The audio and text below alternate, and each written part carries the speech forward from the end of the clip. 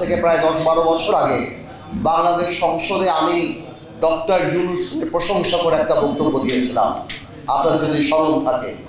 যেই সময় আমি বক্তব্য দিয়েছিলাম সেই সময় বাংলাদেশে সেই ফ্যাসিস্ট আওয়ামী লীগের সময় ডক্টর ইউনূসকে দিয়ে একটা ফুলের দোকান খোলার মতো সাহস কারো ছিল না।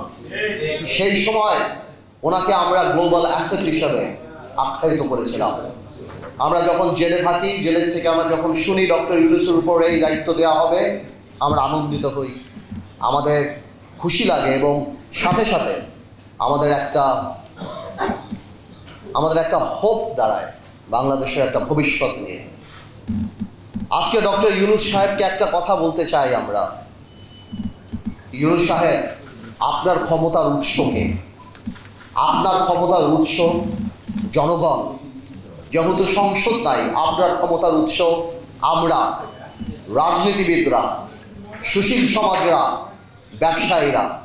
আজকে আপনি যে সংস্কারের কথা বলছেন, সাধারণ মানুষের কি সংস্কারের একটা প্রস্তাব আপনি নিয়ে আসছেন?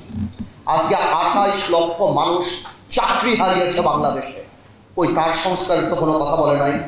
আজকে ব্যবসায়ীরা হাহাকার করতেছে, এনবিআর দিয়ে এবং বিভিন্ন সংস্থা দিয়ে তাদেরকে শেষ করে ফেলাচ্ছে, গার্মেন্টস বন্ধ হয়ে যাচ্ছে, ওই তাদের কথা বলার কোনো জায়গা নেই।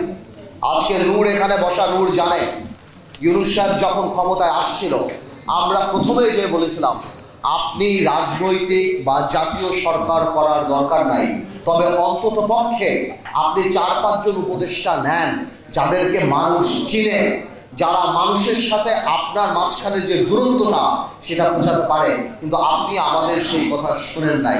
আজকে আপনার যে উপদেষ্টারা আছে তাদের অর্ধেক উপদেষ্টার নাম বাংলাদেশের মানুষ বলতে পারে না। তারা জানে না যে তাদের ভাগ্য কার দ্বারা নির্ধারিত হচ্ছে, কার দ্বারা কি হচ্ছে। আপনার আরেকটা সোর্স অফ পাওয়ার ছিল কারা? আপনার আরেকটা সোর্স অফ পাওয়ার ছিল, যেটা আমার ভাই রাশেদ বলে গেল, যে আর্মি। আজকে কেন আর্মির এইভাবে কথা বলতে হয়? আর্মির সাথে দূরত্ব কে সৃষ্টি করেছে? রাজনৈতিক দলের সাথে দূরত্ব কে সৃষ্টি করেছে?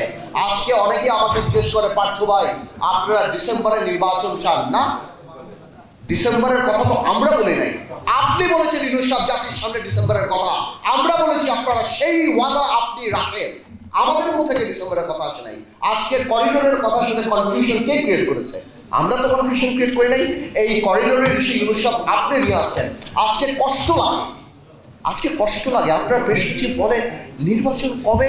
জানুয়ারিতে হতে পারে, ফেব্রুয়ারিতে হতে পারে, মার্চে হতে পারে, এপ্রিলে হতে পারে। এটা কোনো ধরনের কথা? আপনি জাতিকে কি একটা লটারির মধ্যে ফেলে দিলেন যে আজকে আপনি বলছেন আপনি সংস্কার করবেন? কিসের সংস্কার?